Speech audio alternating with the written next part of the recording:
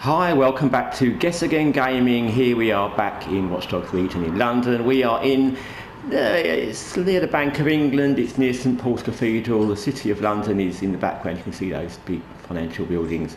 And you actually can't see St Paul's Cathedral because one of the problems, I guess, with all modern cities is when you've got older buildings that were once on the skyline and you now can't even find them because there's so many new buildings that dwarf them. Anyway, that's not the point of today's video. Today's video is about Dragon Age the Veilguard. Who'd have thought? So I've been watching various things online recently, and I knew some of it anyway, but I've been kind of paying more attention to some of the bits about what Dragon Age the Veilguard was originally meant to be, because it's been a game in development a very, very long time. And I've searched out some bits as well, and it's just a short video to kind of think what went wrong, and I'm not going to go into all the details. I'm not aware of every single detail, and that's not what the point of this video is. It's just more of an overthought of what really went wrong and why did it end up like this, because apparently originally, a long time back, it was called Joplin, and it was a much darker game. It was very much the game you would expect to have come after Inquisition. I've seen some of the bits of artwork from the Joplin era of when the game was meant to be developed, which is many, many years back, and it looks exactly how you'd expect the follow-on to Dragon Age Inquisition to look. It's got exactly the right look, the artwork looks fantastic, and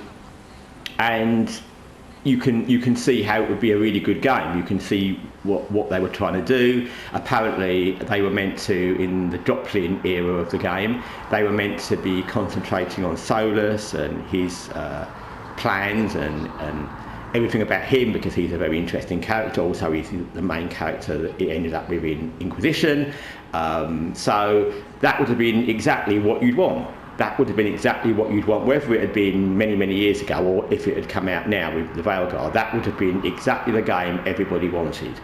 And then, from what I understand, and again, I've not investigated every single thing, but I think it's quite common knowledge that EA wanted this to be a live service, and that was the route they were going down. And then at some point they changed their mind again and decided we don't want a live service. But that is fine if you completely remake your game or trash what you've got and start again. But unfortunately, with quite a lot of games, not just this game, they don't. So what you end up with is this kind of mismatch of a game that, and it happens quite often now, where you get a mismatch of a game that was supposed to be a live service, or sometimes vice versa, and they've decided to change their mind either halfway through or quite near the end of the production cycle, and they've ended up with this game that doesn't fit anywhere, and that's kind of what they did. So rather than remake it, it'd be like deciding to design a car that's going to be an estate or four-wheel drive and then deciding to do it anyway, but without changing any of the chassis or any of the gears. So it's that problem as well, which is another thing that went wrong in the development cycle. And then even after that, there were previous little video teasers of Dragon Age the Veilguard when it was called Dreadwolf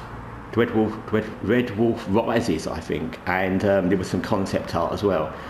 And again, it looks good. It looks like you'd want the follow-up to Inquisition to look. It's got all the right kind of art, it's got the right theme, it's got the dark theme, which is exactly what it should be. And I mean, there's no question, absolutely no question, that Dragon Age should be a dark fantasy game for adults. It's not meant to be a light-hearted Disney Shrek-looking game. So it had all the right things when it was Dreadwolf, but then somehow after that, because some idiots and morons at BioWare came in, and I'm guessing, and I know quite a lot of people left BioWare over the time, obviously this was a long development cycle,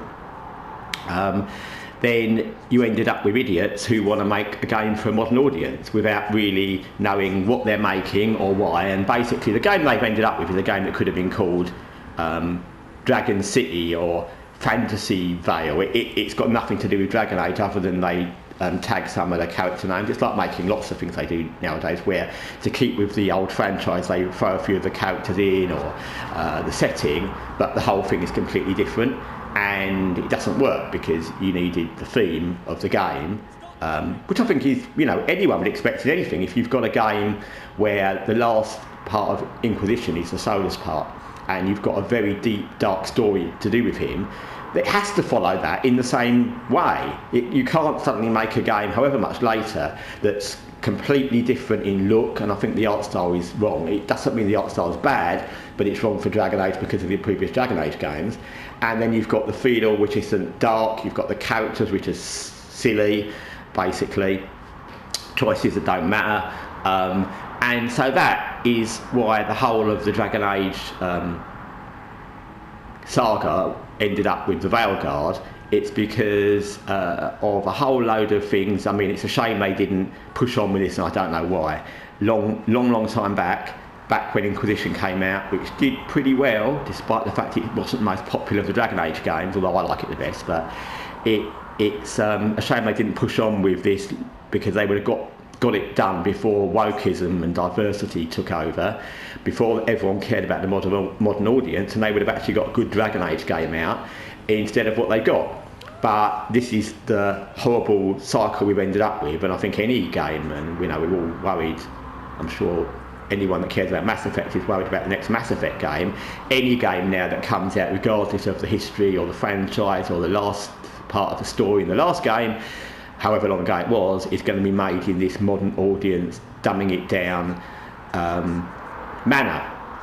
So that's my thoughts on Dragon Age. Like I said, it's just a shame, because it was really sad, actually, to be honest, to see how they envisaged the Dragon Age game after Inquisition, a few years after, and in the Dreadwolf era, and then how it's ended up. And it's sad because there was such a really worthwhile story and game waiting to be told and made, and unfortunately it can never be made now, because even if for some amazing reason they made a fifth game, which I'm sure they won't now because of this game being so bad, but somebody else got the intellectual rights to Dragon Age, BioWare crashed and they made another game, they can't literally follow on from Inquisition because that's gone.